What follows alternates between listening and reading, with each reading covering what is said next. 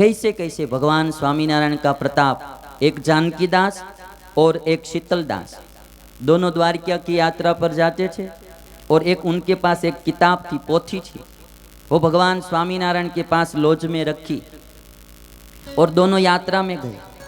वापस आए तो वापस आते समय गुरु की मृत्यु हो गई। जानकी दास चले गए, शीतल दास शिष्य एक वापस आया। भगवान स्वामीनारायण के पास आकर कहता है कि मेरी पोथी वापस दो। स्वामीनारायण भगवान ने कहा कि भी आप गए थे तो दो थे, आपके गुरु कहाँ गए? तो शीतल दास कहते कि मेरे गुरु तो वैकुंठ में गए। स्वामीनारायण भगवान कहते कि तुम्हारे गुरु वैकुंठ में नहीं गए, तो देखना है आपके गुरु को? तो कहते हाँ, लो ये तुम्हारी पोथी, और पोथी दी। अब बोलते हैं स्वामीनारायण भगवान खोलो इस पोथी को। पोथी को खोला, अंदर से एक डिब्बी निकली, छोटी सी डिब्बी। भगवान स्वामीनारायण ने कहा खोलो उसको भी। उसको खोला, अंदर भीतर एक आधा रुपया था और वो आधा रुपया को छूकर एक सर्प का बच्चा बैठा था, छोटा सा। स्वामीनारायण भगवान ने कहा कि देखो ये तुम्हारे गुरुजी है। मरते समय उनको यह पोथी याद आई और ये पोथी में रहा आधा रुपया याद आया कि मेरा शिष्य जाकर पोथी ले ले तो ठीक, नहीं तो हमारा आधा रुपया भी जाएगा। और मरते समय आधा रुपया याद आया, इसलिए ये उनकी दशा हुई। ये प्रसंग जब जब मैं सुनता हूँ या पढ़ता हूँ या सुनाता हूँ तब तब मुझे होता है कि आधा रुपया में नाग का बच्चा होता है तो ज्यादा रुपये में जिसको वासना रहेगी वो फणीधर नाग नहीं होगा। घर के चारों ओर और खेत के चारों ओर बस ऐसे ही घूमते रहेगा, फिरते रहेगा। तब स्वामीनारायण भगवान से शीतलदास बोलते हैं कि अब क्या किया जाए। स्वामीनारायण भगवान ने अपनी एक अंजलि में पानी लिया और पानी लेकर उस सर्प के बच्चे पर डाला और उस गुरु की मुक्ति करके उनको गोलोक धाम में भेज दिया। स्वामीनारायण भगवान का तो प्रताप अब मैं कल भी आपको सुनाऊंगा। अंतिम दिन है ना भाई, कल हमारी पूर्णाहुति होगी। पूर्णाहुति में आप सबको पूर्णाहुति की आरती का अवसर मिलेगा। आप सब आरती उतारेंगे, सब श्रोताजनों, बहनों, भाइयों सबको निराजन का लाभ मिलेगा। पूर्णाहुति की कथा, ऐसा कहा जाता है कि कथा की पूर्णाहुति की आरती करते हैं तो पूरी कथा का फल मिलता है, सबको आरती का लाभ मिलेगा।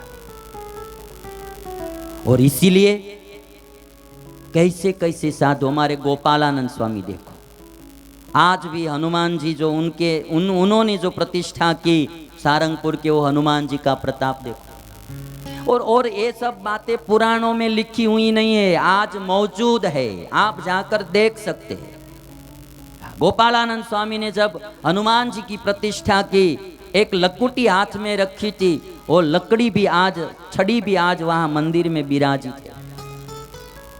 और कोई ऐसा भारी भूत या प्रेत आता है, पुजारी उसको निकालने का प्रयत्न करता है, कोई रीति से नहीं निकलता है, तब ये स्वामी जी की जो एक लकुटी है, वो लकुटी को पानी में ऐसे ही डुबोते हैं और वह पानी ऐसे डालते हैं, जलता हूँ कहता हुआ वहां से भागता है। बड़े बड़े लोग आते हैं वहां सारंगपुर में। वो गोपालानंद स्वामी का एक लकुटी में, एक छड़ी में इतना प्रताप है, गोपालानंद स्वामी का प्रताप कितना होगा। हमारे गुणातीतानंद स्वामी ने एक मुस्लिम लड़का था जो लकड़ी काटकर बेचकर अपना जीवन निर्वाह करता था। शीतकाल का समय था, स्वामी ठंड से ऐसे ही कांप रहे थे। तब ये लड़का ने कहा, उसका नाम था ऐसे तो बाउदीन, किंतु सब लोग उसको बावला करके बुलाते थे। बावला ने कहा, स्वामी जी आप ठंड से कांप रहे हैं, आप कहे तो मैं आपको ये जो मेरे पास लकड़ी है आग जलाकर आपको मैं तपा सकता। और थोड़ी ही सेवा बावला ने की। गुणातीतानंद स्वामी ने कहा कि जा, आज से तुम्हारे सिर पर जो है लकड़ी का भार है ना, लकड़ी की गठरी, वो आपके सिर पर से गई। और ऐसा कहा जाता है कि थोड़े ही समय में वो जो बावला था उसकी बहन की शादी जूनागढ़ के नवाब के साथ हुई और ये जो बावला था वो जूनागढ़ का दीवान बना और उनके नाम से एक कॉलेज बनी जूनागढ़ में, बाउद्दीन कॉलेज। आज भी आप देखना है तो जूनागढ़ में जाके वह कॉलेज देख सकते हैं। देखो लिखा है बाहुद्दीन विनयन कॉलेज, बाहुद्दीन विनयन कॉलेज आज भी ये जूनागढ़ में है। और ये देखो उस समय में कितनी अच्छी कॉलेज थी, आज देखो आप।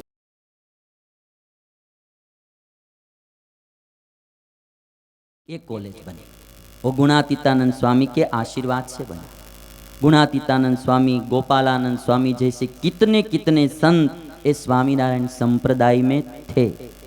और इसलिए प्यारे श्रोताजनों, मुझे लगता है कि स्वामीनारायण भगवान का जो प्रताप, ऐश्वर्य, ये कहना चाहिए लोगों को, उनका पता होना चाहिए। भगवान स्वामीनारायण 11 वर्ष की उम्र में संसार का त्याग करके तीर्थाटन करने के लिए निकले हैं। एक दिन भगवान स्वामीनारायण चले जा रहे थे, रास्ते में एक साधुओं की जमात मिली। सब साथ में मिलकर जा रहे हैं। आगे एक नगर आ रहा था। उस नगर का राजा जो था, उस राजा को पेट में कोई रोग था। रोग के कारण उसको दर्द बहुत होता था। इसलिए राजा जो कोई संत आते थे उनको भोजन खिलाते थे। पहले भोजन खिलाता था, बाद में बोलता था कि साधु में भगवान होते हैं, भेख में भगवान होते हैं, इसलिए मेरा पेट का जो दर्द है वो मिटाओ।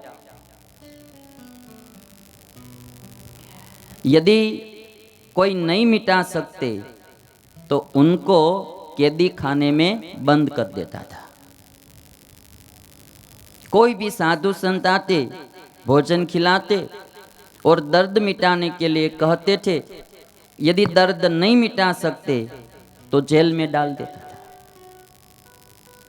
इससे तो उपवास कर लेना अच्छा, ऐसा भोजन अच्छा नहीं। इस तरह इस राजा ने 500 साधु संतों को जेल में डाले थे। भगवान स्वामीनारायण और एक साधु की जमात उस नगर की ओर जा रही थी। सामने आने वाले किसी ने कहा कि भाई आप इधर क्यों जाते हो, आपको भी राजा जेल में डाल देगा, कोई और नगर में जाओ, भोजन तो कहीं भी मिल जाएगा। तब जो साधु की जमात थी वो डरने लगी। सब शिष्य महंत से कहते हैं हम बाईपास निकल जाए, इस नगर में हमको नहीं जाना। तो नीलकंठ वर्णी ने, स्वामीनारायण भगवान ने महंत को हिम्मत दी, भाई हम तो साधु है, त्यागी है, हम मर जाएंगे तो वहां पीछे कौन विधवा होने वाली है, डरना क्यों। हरिलीलामृत में तो लिखा है, किंतु वो मैं नहीं बोलता हूं, साधु को मरने का डर क्यों। स्वामीनारायण भगवान ने महंत को हिम्मत दी, महंत ने अपने शिष्यों को हिम्मत दी और सब चलने लगे।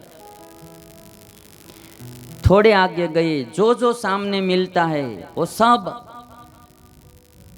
इनको डराते, अरे भाई मत जाओ, राजा आपको कैद खाने में डाल देता।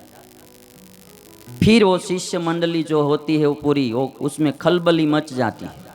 महंत से कहते कि भाई हम उपवास कर लेंगे किंतु उधर नहीं जाना है। फिर स्वामीनारायण भगवान महंत को हिम्मत देते हैं, महंत शिष्यों को। ऐसे ही चलते चलते नगर में पहुंच गए। राजा को पता चला, सब साधुओं को भोजन करवाया। भोजन पूर्ण हुआ फिर राजा ने एक आदमी को भेजा और कहा कि महंत को बुलाओ। और वो आदमी आया, तुम्हारे में महंत कौन है? तो शीतकाल तो नहीं था, फिर भी महंत कांपने लगा। कोई माताजी ने भी शरीर में प्रवेश नहीं किया था, फिर भी महंत कांपने लगा। महंत स्वामीनारायण भगवान के सामने देखता है। स्वामीनारायण भगवान ने कहा कि भाई राजा तो महंत को बुलाते हैं, तो आप जाओ, आप महंत हैं। कभी कभी महंत होने में भी खतरा होता है भाई।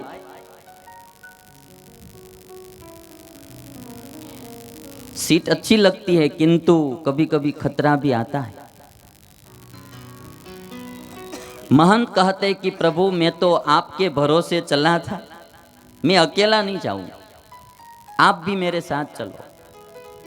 स्वामीनारायण भगवान ने कहा ठीक है चलो, मैं भी आपके साथ आता हूं। महंत और स्वामीनारायण भगवान राजा के दरबार में आए। राजा ने जो कंडीशन थी वो बताई।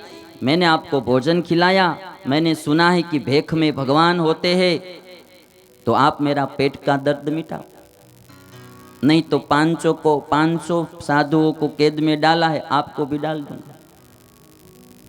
और तब स्वामीनारायण भगवान ने एक बहुत अच्छी बात की कि भाई इस दुनिया में जिसको कोई भी दुख आता है वो अपने कर्मानुसार आता है। स्वामीनारायण भगवान के छे जे कर्म तो पूर्व भवे कर्યું છે प्रारब्ध ते आ तनનું ठर्યું છે